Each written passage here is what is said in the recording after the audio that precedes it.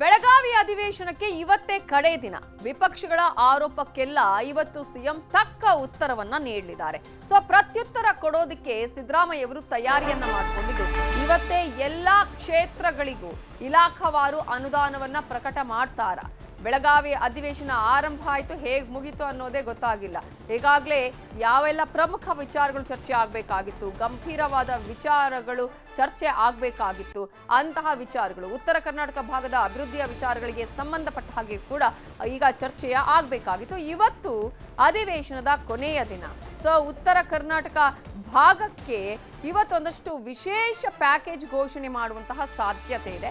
ಅಷ್ಟು ಮಾತ್ರ ಅಲ್ಲ, ಕ್ಷೇತ್ರಗಳಿಗೂ ಕೂಡ ಅಂದ್ರೆ ಎಲ್ಲಾ ಕ್ಷೇತ್ರಗಳಿಗೂ ಇಲಾಖಾವಾರು ಅನುದಾನವನ್ನ ಪ್ರಕಟಿಸುವಂತಹ ಸಾಧ್ಯತೆ ಇದೆ.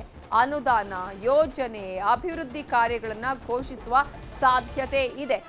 ಈಗಾಗಲೇ ಉತ್ತರ ಕರ್ನಾಟಕ ಭಾಗದಲ್ಲಿ ಈ ಒಂದಂದ್ರೆ ಬೆಳಗಾವಿಯಲ್ಲಿ ನಡೀತಾ ಇರುವಂತಹ ಅಧಿವೇಶನವನ್ನ ಮಾಡ್ತಾ ಇರುವಂತಹ ಉದ್ದೇಶನೇ ಆ ಭಾಗದ ಕ್ಷೇತ್ರಗಳಾಗಿರ್ಬೋದು ಅಥವಾ ಅಲ್ಲಿನ ಅಭಿವೃದ್ಧಿಯ ವಿಚಾರಗಳು ಚರ್ಚೆ ಆಗಬೇಕು, ಅವುಗಳಿಗೆ ಅಲ್ಲಿ ಪ್ಯಾಕೇಜ್ ಘೋಷಣೆ ಆಗಬೇಕು ಅಂತ ಹೇಳಿ. ಹಾಗಾದ್ರೆ ಇವತ್ತು ಏನೆಲ್ಲ ನಿರೀಕ್ಷೆಗಳನ್ನ ಇಟ್ಕೊಳ್ಬಹುದು ಕೊನೆಯ ದಿನ ಅನ್ನೋದ್ರ ಬಗ್ಗೆ ಡೀಟೇಲ್ಸ್ ಕೊಡೋದಕ್ಕೆ ನಮ್ಮ ರಿಪೋರ್ಟರ್ ಕೃಷ್ಣ ಈಗ ನೇರ ಸಂಪರ್ಕದಲ್ಲಿ ಜಾಯಿನ್ ಆಗಿದ್ದಾರೆ. ಕೃಷ್ಣ, ಅಧಿವೇಶನದ ಕೊನೆಯ ದಿನ ಇವತ್ತು. ನಿನ್ನೆ ಕೂಡ ಕಂಟಿನ್ಯೂಸ್ ಆಗಿ ಅಧಿವೇಶನದಲ್ಲಿ ಅಂದ್ರೆ ಕಲಾಪಗಳು ನಡೆಯಿತು. ಇಂತಹ ಸಂದರ್ಭದಲ್ಲಿ ಇವತ್ತು ಕಲಾಪದ ಕೊನೆಯ ದಿನ ಏನೆಲ್ಲ ನಿರೀಕ್ಷೆಗಳನ್ನ ಮಾಡಬಹುದು, ಜೊತೆಗೆ ಇಲ್ಲಿವರೆಗೂ ಆದಂತಹ ಕಲಾಪಗಳಲ್ಲಿ ಉತ್ತರ ಕರ್ನಾಟಕ ಭಾಗಕ್ಕೆ ಯಾವ ರೀತಿಯಾಗಿ ಆದ್ಯತೆಯನ್ನ ಕೊಡಲಾಗಿದೆ, ನಿರೀಕ್ಷೆಗಳು ಎಲ್ಲವೂ ಕೂಡ ಏನೊಂದು ಸಾಕಷ್ಟು ನಿರೀಕ್ಷೆಗಳಿತ್ತಲ್ಲ ಅವೆಲ್ಲವೂ ಕೂಡ ಈಗ ಅಲ್ಲಿ ನಿಜ ಆಯ್ತಾ, ಹೇಗೆ? ನವಿತಾ, ಈಗಾಗಲೇ ಏನು ಬೆಳಗಾವಿ ಚಳಿಗಾಲದ ಅಧಿವೇಶನಕ್ಕೆ ಇವತ್ತು ತೆರೆ ಬೀಳುತ್ತಿರುವಂಥದ್ದು 9 ದಿನಗಳ ಅಂದ್ರೆ 10 ದಿನಗಳ ಕಾಲ ಅಧಿವೇಶನ ನಡೆಸೋದಕ್ಕೆ ತೀರ್ಮಾನವನ್ನು ಮಾಡಲಾಗಿತ್ತು. ಆದರೆ ಎಲ್ಲ ಒಂದು ಕಡೆ ಸಾಹಿತ್ಯ ಸಮ್ಮೇಳನ ಇರುವಂಥ ಕಾರಣಕ್ಕೋಸ್ಕರವಾಗಿ ಒಂದು ದಿನ ಮೊಟಕನ್ನ ಗೊಳಿಸೋದ್ರ ಮುಖಾಂತರವಾಗಿ ಇವತ್ತು ಅಂತ್ಯಗೊಳಿಸುವಂತ ನಿಟ್ಟಿನಲ್ಲಿ ಈಗಾಗಲೇ ಸರ್ಕಾರ ಸಿದ್ಧತೆಯನ್ನು ಕೂಡ ಮಾಡ್ಕೊಂಡಿರುವಂಥದ್ದು. ಈಗಾಗಲೇ ಕಳೆದ 9 ದಿನಗಳಿಂದ ಕೂಡ ಬೇರೆ ಬೇರೆ ವಿಚಾರಗಳ ಬಗ್ಗೆ ಕೂಡ ಚರ್ಚೆ ಆಯಿತು. ವಿಶೇಷವಾಗಿ ಕಳೆದ 3 ದಿನಗಳಿಂದ ಕೂಡ ಸ್ಪೀಕರ್ ಯು ಟಿ ಖಾದರ್ ಅವರು ವಿಶೇಷವಾಗಿ ಉತ್ತರ ಕರ್ನಾಟಕ ಭಾಗದ ವಿಚಾರಗಳ ಬಗ್ಗೆ ಚರ್ಚೆಗೆ ಸಮಯಾವಕಾಶವನ್ನು ಕೂಡ ಕೊಟ್ಟಿದ್ರು. ಅಂದ್ರೆ ರಾತ್ರಿ ಆಗಲಿ ಸೇರಿದಂತೆ ಅಂದ್ರೆ ನಿನ್ನೆ ಮಧ್ಯರಾತ್ರಿವರೆಗೂ ಕೂಡ ಸದನವನ್ನ ಸ್ಪೀಕರ್ ಯು ಟಿ ಖಾದರ್ ಅವರು ಕೂಡ ನಡೆಸಿದ್ರು. ಉತ್ತರ ಕರ್ನಾಟಕ ಭಾಗದ ಸಮಸ್ಯೆಗಳ ಬಗ್ಗೆ ಯಾರೆಲ್ಲ ಶಾಸಕರು ಧ್ವನಿಯನ್ನ ಎತ್ತಬೇಕಾಗಿತ್ತು ಅವರೆಲ್ಲರಿಗೂ ಕೂಡ ಅವಕಾಶನ ಮಾಡಿಕೊಟ್ರು. ಮತ್ತೆ ಶಾಸಕರು ಕೂಡ ತಮ್ಮದೇ ಆದಂತಹ ಸಮಸ್ಯೆಗಳ ಬಗ್ಗೆ ಸದನದಲ್ಲಿ ಬೆಳಕು ಕೂಡ ಚೆಲ್ಲಿದ್ರು. ಅದ್ರ ಬಗ್ಗೆ ಸಂಕ್ಷಿಪ್ತವಾಗಿ ಸರ್ಕಾರ ಕೂಡ ಅದನ್ನ ಪಟ್ಟಿಯನ್ನ ಮಾಡಿಕೊಳ್ಳೋದ್ರ ಮುಖಾಂತರವಾಗಿ ಯಾವ ರೀತಿಯಾಗಿ ಆ ಒಂದು ಸಮಸ್ಯೆಗಳಿಗೆ ಸ್ಪಂದಿಸಬೇಕು ಅನ್ನೋ ಒಂದು ನಿಟ್ಟಿನಲ್ಲಿ ಮುಖ್ಯಮಂತ್ರಿಗಳು ಮತ್ತು ಸಂಬಂಧಪಟ್ಟಂತ ಸಚಿವಗಳು, ಸಂಬಂಧಪಟ್ಟಂತ ಅಧಿಕಾರಿಗಳ ಜೊತೆಗೂ ಕೂಡ ಈಗಾಗಲೇ ಸಮಾಲೋಚನೆ ಕೂಡ ನಡೆಸಿರುವಂತದ್ದು. ಅಂತಿಮವಾಗಿ ಇವತ್ತು ಮುಖ್ಯಮಂತ್ರಿ ಸಿದ್ದರಾಮಯ್ಯ ಅವರು ಬೆಳಗ್ಗೆ 10 ಗಂಟೆಗೆ ಸುಮಾರಿಗೆ ವಿಧಾನಸಭೆಯಲ್ಲಿ ಉತ್ತರ ಕರ್ನಾಟಕ ಭಾಗದ ಸಮಸ್ಯೆಗಳಾಗಿರ್ಬೋದು, ಅದ್ರ ಜೊತೆಗೆ ಬಳ್ಳಾರಿ ಬಾಣಂತಿಯರ ಸಾವಿನ ಪ್ರಕರಣಕ್ಕೆ ಸಂಬಂಧಪಟ್ಟಂತೆ ಆಗಿರ್ಬೋದು, ಈ ಎರಡೂ ವಿಚಾರಗಳ ಬಗ್ಗೆ ಸಮಗ್ರವಾಗಿ ಉತ್ತರವನ್ನು ಕೊಡುವಂತ ನಿಟ್ಟಿನಲ್ಲಿ ಕೂಡ ಮುಂದಾಗಿರುವಂತದ್ದು. ವಿಶೇಷವಾಗಿ ಈಗಾಗಲೇ ಗ್ಯಾರಂಟಿ ಯೋಜನೆಗಳ ಜೊತೆಗೆ ಎಲ್ಲೊಂದು ಕಡೆ ಅನುದಾನವನ್ನ ಕೊಟ್ಟಿಲ್ಲ ಅನ್ನೋ ಒಂದು ಆಪಾದನೆ ಕೇವಲ ಪ್ರತಿಪಕ್ಷ ಸದಸ್ಯರ ಜೊತೆಗೆ ಆಡಳಿತ ಪಕ್ಷದ ಆರೋಪ ಕೂಡ ಆಗಿತ್ತು. ಇದು ಎಲ್ಲೊಂದು ಕಡೆ ಮುಖ್ಯಮಂತ್ರಿ ಸಿದ್ದರಾಮಯ್ಯ ಕೂಡ ದೊಡ್ಡ ಮಟ್ಟದ ತಲೆನೋವಾಗಿತ್ತು. ಆ ಕಾರಣಕ್ಕೋಸ್ಕರವಾಗಿ 224 ವಿಧಾನಸಭಾ ಕ್ಷೇತ್ರಗಳಿಗೂ ಕೂಡ ಇಲಾಖಾವಾರು ಅನುದಾನವನ್ನ ಪ್ರಕಟ ಮಾಡುವಂತ ನಿಟ್ಟಿನಲ್ಲಿ, ಕ್ಷೇತ್ರದ ಅಭಿವೃದ್ಧಿಗೆ ಪ್ರಕಟ ಮಾಡುವಂತ ನಿಟ್ಟಿನಲ್ಲಿ ಮುಖ್ಯಮಂತ್ರಿಗಳು ಈಗಾಗಲೇ ಮುಂದಾಗಿರುವಂತದ್ದು. ಅದರ ಜೊತೆಗೆ ಈಗಾಗಲೇ ಬಳ್ಳಾರಿ ಬಾಣಂತಿಯರ ಸಾವಿನ ಪ್ರಕರಣಕ್ಕೆ ಸಂಬಂಧಪಟ್ಟಂತೆ ಎಲ್ಲೋ ಒಂದು ಕಡೆ ಉನ್ನತ ಮಟ್ಟದ ತನಿಖೆ ಅಂದ್ರೆ ಸಿಐಡಿ ತನಿಖೆಯನ್ನ ವಹಿಸುವಂತ ನಿಟ್ಟಿನಲ್ಲಿ ಇವತ್ತು ಮುಖ್ಯಮಂತ್ರಿಗಳು ಸದನದಲ್ಲಿ ಘೋಷಣೆ ಮಾಡುವಂತ ಸಾಧ್ಯತೆ ಕೂಡ ಇರುವಂತದ್ದು. ಇದ್ರ ಜೊತೆಗೆ ವಿಶೇಷವಾಗಿ ಉತ್ತರ ಕರ್ನಾಟಕ ಭಾಗಕ್ಕೆ ವಿಶೇಷವಾದಂತಹ ಒಂದು ಪ್ಯಾಕೇಜ್ ಅನ್ನ ಅನೌನ್ಸ್ ಮಾಡಬೇಕು ಅನ್ನೋ ನಿಟ್ಟಿನಲ್ಲಿ ಆಲೋಚನೆಯನ್ನ ಸರ್ಕಾರ ಚಿಂತನೆಯನ್ನ ಮಾಡಿದೆ. ಆದ್ರೆ ಗ್ಯಾರಂಟಿಗಳು ಮತ್ತೆ ಬೇರೆ ಬೇರೆ ಅನುದಾನದ ವಿಚಾರವಾಗಿ ಸಾಕಷ್ಟು ದೊಡ್ಡ ಮಟ್ಟದ ಬರ್ಡನ್ ಆಗುತ್ತೆ ಅನ್ನೋ ಕಾರಣಕ್ಕೋಸ್ಕರವಾಗಿ ಬರ್ತಕ್ಕಂಥ ಬಜೆಟ್ ನಲ್ಲಿ ಅದನ್ನ ಅನುದಾನವನ್ನ ವಿಶೇಷವಾಗಿ ಪ್ಯಾಕೇಜ್ ಅನ್ನ ಘೋಷಣೆ ಮಾಡುವಂತ ನಿಟ್ಟಿನಲ್ಲಿ ತೀರ್ಮಾನ ಮಾಡೋಣ ಅನ್ನೋ ಒಂದು ಮನಸ್ಥಿತಿಗೆ ಈಗಾಗಲೇ ಮುಖ್ಯಮಂತ್ರಿಗಳು ಬಂದಿರುವಂತದ್ದು. ಆದ್ರೆ ಇವತ್ತು ಉತ್ತರ ಕರ್ನಾಟಕ ಭಾಗದಲ್ಲೇ ಏನು ಚರ್ಚೆ ಆಗ್ತಾ ಇರುವಂತಹ ಸಂದರ್ಭದಲ್ಲಿ ಈ ಭಾಗಕ್ಕೆ ಏನಾದರೂ ಒಂದು ಕೊಡಬೇಕು ಅನ್ನೋ ಒಂದು ಕಾರಣಕ್ಕೋಸ್ಕರವಾಗಿನೇ ಮುಖ್ಯಮಂತ್ರಿಗಳು ಅಧಿಕಾರಿಗಳ ಜೊತೆಗೆ ಸಮಾಲೋಚನೆ ಕೂಡ ನಡೆಸಿದ್ದಾರೆ. ಕೃಷ್ಣ ಆಗಿರಬಹುದು, ಭದ್ರಾ ಮೇಲ್ದಂಡೆ ಯೋಜನೆ ಆಗಿರಬಹುದು, ಮತ್ತೆ ಈಗಾಗಲೇ ಈ ಭಾಗದ ನೀರಾವರಿ ಯೋಜನೆಗಳಿಗೆ ವಿಶೇಷವಾಗಿ ಒತ್ತನ್ನು ಕೊಡುವಂತ ನಿಟ್ಟಿನಲ್ಲಿ ಒಂದಷ್ಟು ಅನುದಾನವನ್ನ ಹೆಚ್ಚು ಘೋಷಣೆ ಮಾಡುವಂತದ್ದು. ಮತ್ತೆ ಮೂಲಭೂತ ಸೌಕರ್ಯಗಳು, ರಸ್ತೆ ವಿಚಾರ ಆಗಿರಬಹುದು, ಮತ್ತೆ ಈಗಾಗಲೇ ಶಿಕ್ಷಣಕ್ಕಾಗಿರ್ಬೋದು, ಆರೋಗ್ಯಕ್ಕಾಗಿರ್ಬೋದು, ಮತ್ತೆ ಈಗಾಗಲೇ ಈ ಭಾಗದಲ್ಲಿ ಎಲ್ಲೊಂದು ಕಡೆ ಬಸ್ಗಳ ಕೊರತೆ ಇದೆ ಅನ್ನೋದ್ರ ಬಗ್ಗೆ ಕೂಡ ಹೇಳಲಾಗ್ತಾ ಇತ್ತು. ದೊಡ್ಡ ಮಟ್ಟದಲ್ಲಿ ಪ್ರತಿಪಕ್ಷ ಸದಸ್ಯರು ಮತ್ತು ಆಡಳಿತ ಪಕ್ಷದ ಸದಸ್ಯರು ಸರ್ಕಾರದ ಗಮನವನ್ನು ಸೆಳೆದಿದ್ರು. ಹೀಗಾಗಿ ಎಲ್ಲಾ ವಿಚಾರಗಳ ಬಗ್ಗೆ ಒಂದು ರೀತಿ ವಿಶೇಷವಾಗಿ ಒತ್ತನ್ನು ಕೊಡೋದ್ರ ಮುಖಾಂತರವಾಗಿ ಒಂದು ವಿಶೇಷವಾದಂತಹ ಕಾರ್ಯಕ್ರಮಗಳನ್ನ ಬರುವಂತ 3 ವರ್ಷಗಳಲ್ಲಿ ಅದನ್ನ ಜಾರಿ ಮಾಡ್ತೇವೆ ಅನ್ನೋ ಒಂದು ಭರವಸೆಯನ್ನ ಇವತ್ತು ಮುಖ್ಯಮಂತ್ರಿಗಳು ಕೊಡುವಂತ ನಿಟ್ಟಿನಲ್ಲಿ ಮುಂದಾಗಿರುವಂತದ್ದು. ಅದ್ರ ಜೊತೆಗೆ ಈಗಾಗಲೇ ಸರ್ಕಾರದ ವಿರುದ್ಧವಾಗಿ ಕೊಲೆ ಮಾಡ್ತಾ ಇದೆ ಅನ್ನೋ ಒಂದು ಆಪಾದನೆ ಬಿಜೆಪಿ ಸಾಕಷ್ಟು ಮಟ್ಟದಲ್ಲಿ ಟೀಕೆಯನ್ನ ಮಾಡಿತ್ತು. ಇದಕ್ಕೆ ರಾಜಕೀಯವಾಗಿ ಕೌಂಟರ್ ಅಟ್ಯಾಕ್ ಮಾಡುವಂತ ನಿಟ್ಟಿನಲ್ಲಿ, ರಾಜಕೀಯವಾಗಿ ಪ್ರತ್ಯುತ್ತರ ಕೊಡುವಂತ ನಿಟ್ಟಿನಲ್ಲಿ ಕೂಡ ಮುಖ್ಯಮಂತ್ರಿಗಳು ಮುಂದಾಗಿರುವಂತದ್ದು. ನವಿತಾ, ಓಕೆ, ಹಾಗೆ ಸಂಪರ್ಕದಲ್ಲಿರಿ ಕೃಷ್ಣ. ರೇಪ್ ಹನಿ ಟ್ರ್ಯಾಪ್ ಆರೋಪ, ಏಕಾಂಗಿಯಾದ್ರ ಮುನಿರತ್ನ, ಬಿಜೆಪಿ ಶಾಸಕರ ಬೆಂಬಲವಿಲ್ಲ, ಸದನದಲ್ಲಿ ಟಾರ್ಗೆಟ್ ಆದ್ರ, ಬಿಜೆಪಿ ಮುಡಾ ಅಸ್ತ್ರಕ್ಕೆ ಕಾಂಗ್ರೆಸ್ನಿಂದ ಮುನಿ ಬ್ರಹ್ಮಾಸ್ತ್ರ, ಏಕಾಂಗಿ ಮುನಿರತ್ನ.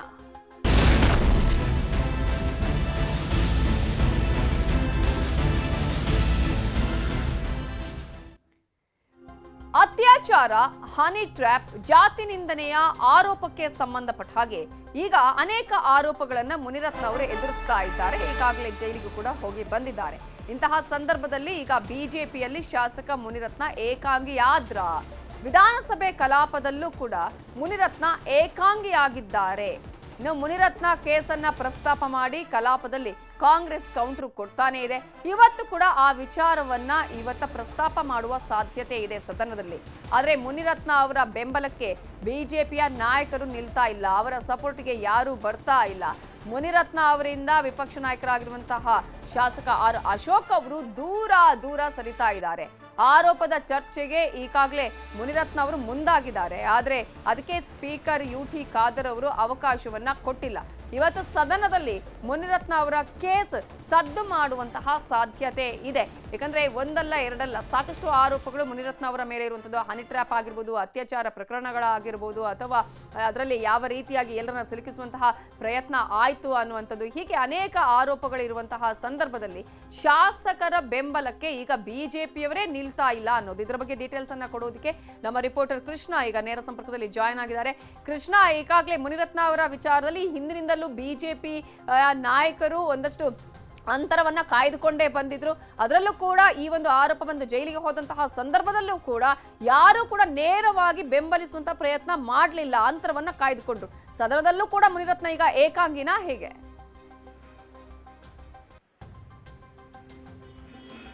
ಖಂಡಿತವಾಗ್ಲೂ ನವಿತಾ, ಈಗಾಗಲೇ ಶಾಸಕ ಮುನಿರತ್ನ ಅವರ ಪರವಾಗಿ ಬಿಜೆಪಿ ಶಾಸಕರು ನಿಲ್ಲೋದಕ್ಕೆ ಹಿಂದೆಟನ ಆಗ್ತಾ ಇದ್ದಾರೆ. ಕಾರಣ ಏನು ಅಂತಂದ್ರೆ ಹನಿ ಟ್ರ್ಯಾಪ್ ಆಗಿರ್ಬೋದು, ಮತ್ತೆ ಜಾತಿ ನಿಂದನ ಪ್ರಕರಣ ಬೇರೆ ಆಗಿರ್ಬೋದು. ಆದರೆ ಎಲ್ಲ ಒಂದ್ ಕಡೆ ಅವ್ರ ಮೇಲೆ ಘನಘೋರ ಆಪಾದನೆ ಬಂದಿರುವಂತದ್ದು HIV ಅನ್ನ ಹರಡಿಸುವಂತ ನಿಟ್ಟಿನಲ್ಲಿ ಅವ್ರು ಮುಂದಾದ್ರು ಅನ್ನುವಂಥದ್ದು. ಇದರಿಂದನೇ ಒಂದಷ್ಟು ಜನ ಶಾಸಕರು ಭಯವನ್ನ ಪಡ್ತಾ ಇದ್ದಾರೆ. ಯಾಕಂದ್ರೆ ಪ್ರತಿಪಕ್ಷ ನಾಯಕ ಅಶೋಕ್ ಅವರಿಗೆ ಎಲ್ಲ ಒಂದ್ ಕಡೆ HIV ಇಂಜೆಕ್ಷನ್ ಮುಖಾಂತರವಾಗಿ ಅವರಿಗೆ ಹರಡಿಸುವಂತ ನಿಟ್ಟಿನಲ್ಲಿ ಮುಂದಾದ್ರು ಅನ್ನೊಂದು ಆಪಾದನೆ ದೊಡ್ಡ ಮಟ್ಟದಲ್ಲಿ ಸದ್ದು ಮಾಡಿತ್ತು.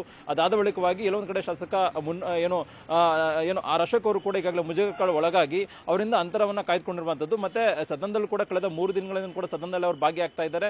ಆದ್ರೆ ಒಂದಷ್ಟು ಜನ ಶಾಸಕರು ಅವ್ರ ಜೊತೆ ಮಾತಾಡಿದ್ರೆ, ಕೆಲವೊಂದಷ್ಟು ಜನ ಶಾಸಕರು ಅವ್ರ ಜೊತೆ ಮಾತಾಡೋದಕ್ಕೂ ಕೂಡ ಮುಂದಾಗ್ತಾ ಇಲ್ಲ. ಅದ್ರ ಜೊತೆಗೆ ಈಗಾಗಲೇ ಸದನದಲ್ಲೂ ಕೂಡ ಒಂದು ವಿಚಾರ ದೊಡ್ಡ ಮಟ್ಟದಲ್ಲಿ ಸದ್ದು ಮಾಡ್ತಾ ಇದೆ. ಆಡಳಿತ ಪಕ್ಷ ಕಾಂಗ್ರೆಸ್ ಈ ಒಂದು ವಿಚಾರವನ್ನ ಇಟ್ಕೊಳ್ಳೋದ್ರ ಮುಖಾಂತರವಾಗಿ ಬಿಜೆಪಿ ಅಣಿಯುವಂತ ನಿಟ್ಟಿನಲ್ಲಿ ಒಂದಷ್ಟು ತಂತ್ರಗಾರಿಕೆಯನ್ನು ಕೂಡ ಮಾಡ್ತಾ ಇದೆ.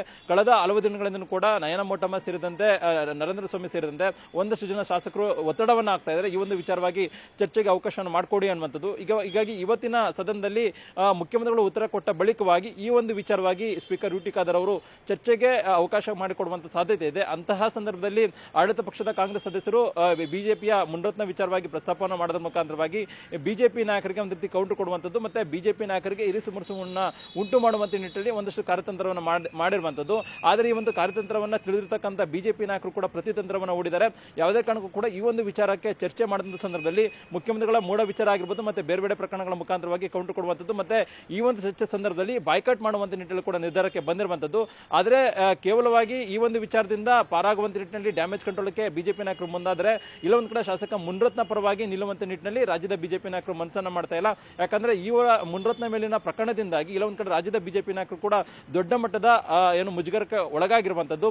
ಆ ಕಾರಣಕ್ಕೋಸ್ಕರವಾಗಿ ಶಾಸಕ ಮುನಿರತ್ನದಿಂದ ಎಲ್ಲ ಒಂದ್ ಕಡೆ ಒಂದಷ್ಟು ಜನ ಶಾಸಕರು ಅಂತರವನ್ನ ಕಾಯ್ದುಕೊಳ್ತಾ ಇರುವಂತದ್ದು, ಮತ್ತೆ ಅವ್ರ ಜೊತೆ ಮಾತಾಡುವಂತ ನಿಟ್ಟಿನಲ್ಲಿ ಕೂಡ ಮುಂದಾಗ್ತಾ ಇಲ್ಲ. ಕಳೆದ 3 ದಿನಗಳಿಂದ ಕೂಡ ಪ್ರತಿಪಕ್ಷ ನಾಯಕ ಆರ್ ಅಶೋಕ್ ಅವರ ಕೊಠಡಿಗೂ ಕೂಡ ಮುನಿರತ್ನ ಅವರು ಕೂಡ ಹೋಗ್ತಾ ಇಲ್ಲ. ಮತ್ತೆ ಎದುರಿಗೂ ಸಿಕ್ಕಿದ್ರು ಮುನಿರತ್ನ ಅವರ ಜೊತೆಗೂ ಕೂಡ ಅಶೋಕ್ ಅವರು ಕೂಡ ಮಾತಾಡ್ತಾ ಇಲ್ಲ. ಹೀಗಾಗಿ ಮುನಿರತ್ನ ಅವರ ಒಂದು ನಡೆ ಏನಿದೆ ಈಗ ಸದ್ಯಕ್ಕೆ ರಾಜ್ಯ ಬಿಜೆಪಿ ನಾಯಕರಿಗೆ ಇರಿಸು ಮುರುಸಾದ್ರೂ ಕೂಡ ಮುನಿರತ್ನ ಅವರು ಈ ಒಂದು ಪ್ರಕರಣದಿಂದ ಹೇಗಾದ್ರೂ ಮಾಡಿ ಹೊರಗಡೆ ಬರಬೇಕು ಅನ್ನೋ ಕಾರಣಕ್ಕೋಸ್ಕರವಾಗಿನೇ ನಿನ್ನೆ ದಿನ ಉತ್ತರ ಕರ್ನಾಟಕ ಭಾಗದ ವಿಚಾರಗಳ ಬಗ್ಗೆ ಚರ್ಚೆ ಆದಂತ ಸಂದರ್ಭದಲ್ಲಿ ಏಕಾಏಕ ಎದ್ದಿ ಸ್ಪೀಕರ್ ಯುಟಿ ಖಾದರ್ ಅವರಿಗೆ ಮನವಿಯನ್ನು ಕೂಡ ಮಾಡ್ಕೊಂಡಿದ್ರು. ಯಾಕಂದ್ರೆ ಈ ಒಂದು ವಿಚಾರ ನನ್ನ ಮೇಲೆ ಆಪಾದನೆ ಬಂದಿದೆ, ಇದರಿಂದ ಆರೋಪದಿಂದ ನಾನು ಬರಬೇಕು ಅಂತಂದ್ರೆ ಈ ಒಂದು ವಿಚಾರವಾಗಿ ಚರ್ಚೆ ಆಗಬೇಕು.